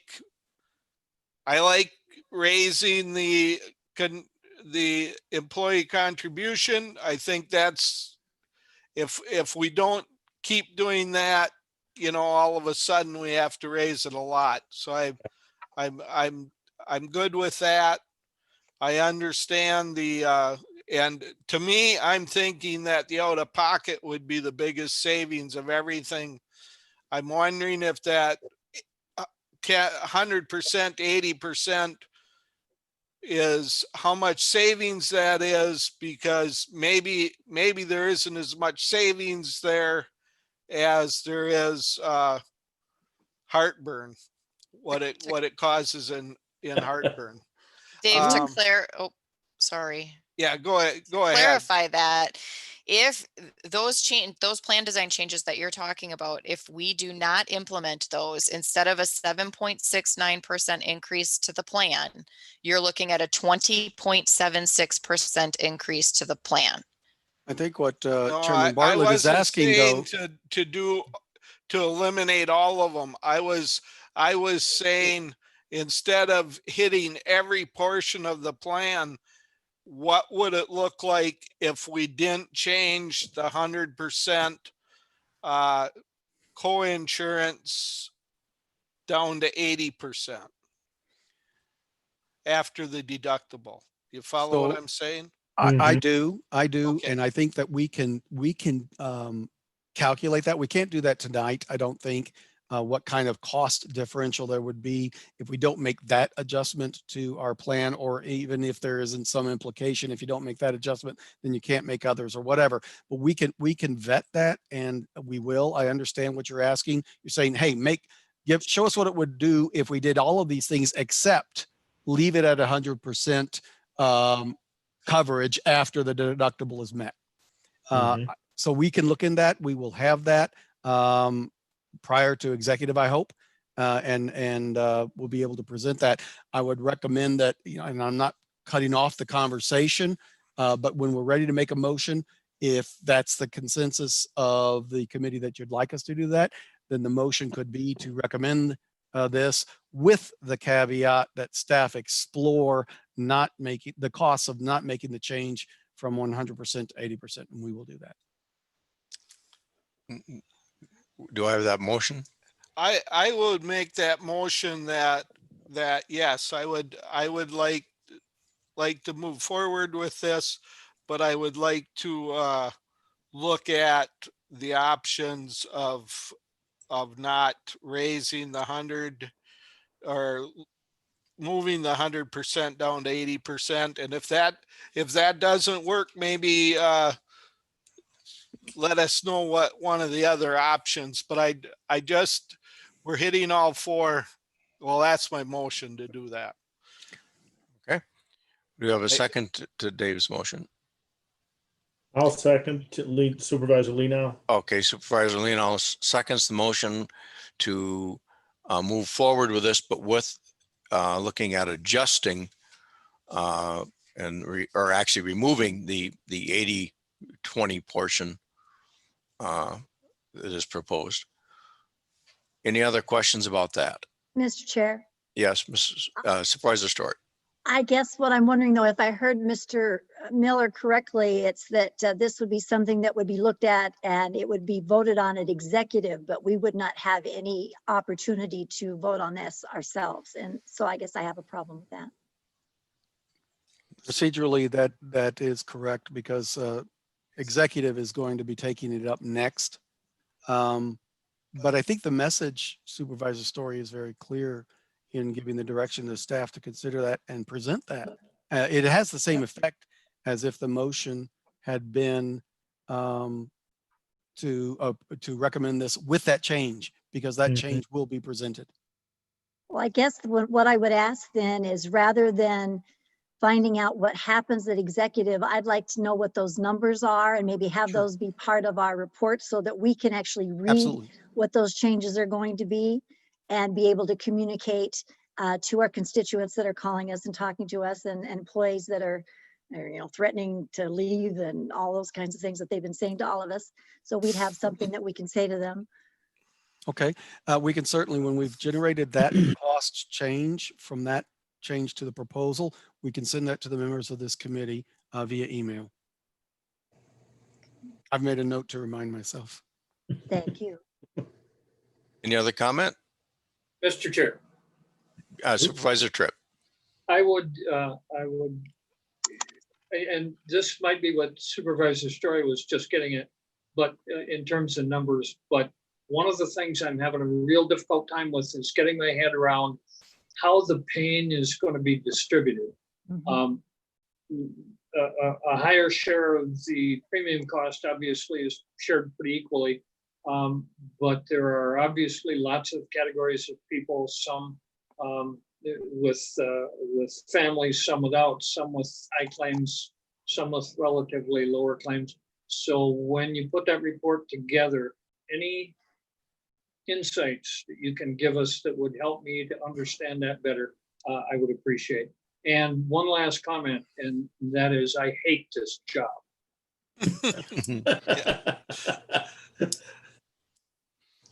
No, that wasn't the last comment. Here's my last comment. if anybody listening to this discussion doesn't think we need national health insurance, you Yeah. haven't been paying Oh, Here, attention. here.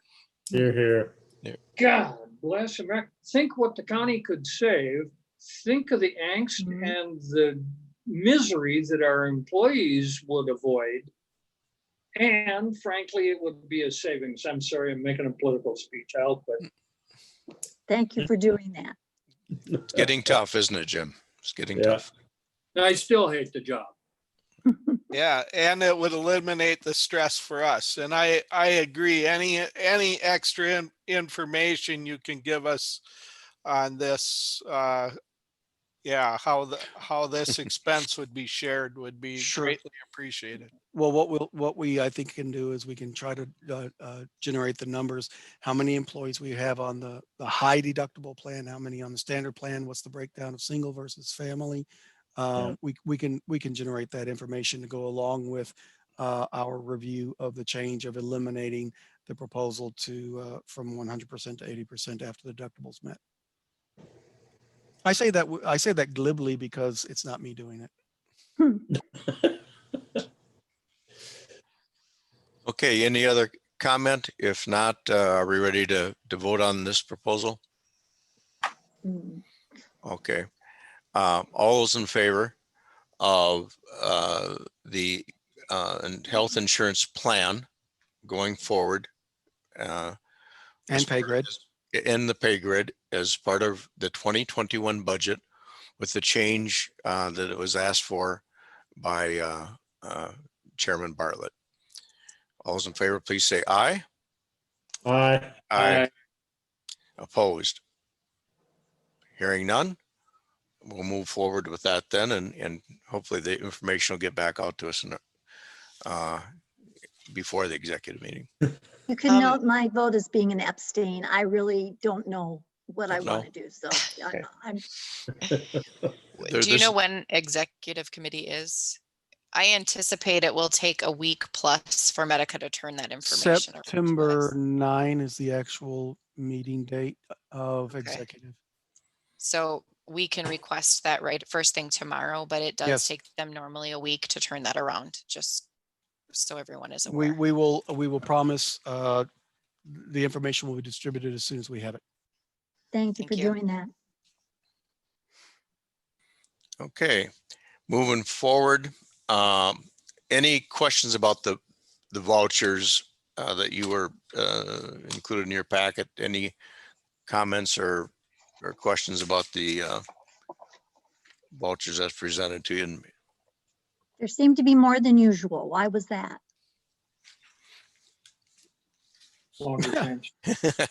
Well, feeding frenzy? I don't know. I don't know. The amount is $1,004,382.17. That is a total of all of the vouchers. And not being facetious, that total is not out of line with other months. Yeah. Yeah, I was going to say that. Yeah. It's okay if you want to be facetious. Just a lot more small bills. Yeah. There you go. Just kind of a goofy question, but on the first page, why is HR buying body armor? Right on the top, second line. Yep. That's interesting. I promise it's not due to any assault from the other staff. It's a rough job. We will look into. Heather, do you have an answer on that? I don't. I apparently they want me protected. I don't know. Isn't body armor an actual brand name that relates to the fabric, though? It's not necessarily what we think it is. Oh, it could be. Will, Chairman Bartlett, we'll look into who's protecting themselves from what and get back to you. Chairman, I have a question. Go ahead, Supervisor Lino. Yeah, just I see quite a few items here for Ramsey County blood tests, forensics. Yes. Any background there on that? Medical examiner had to go to Ramsey County because Eau Claire is not available.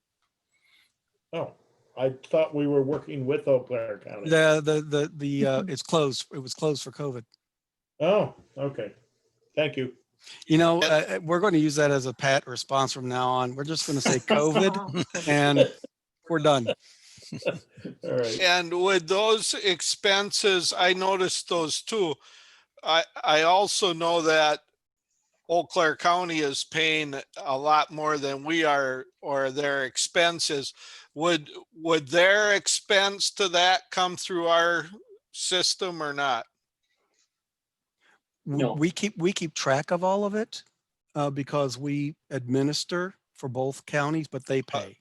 Okay, so they pay direct to Yeah. there, they don't pay us? I believe so. It's also a clarification I can get for you though.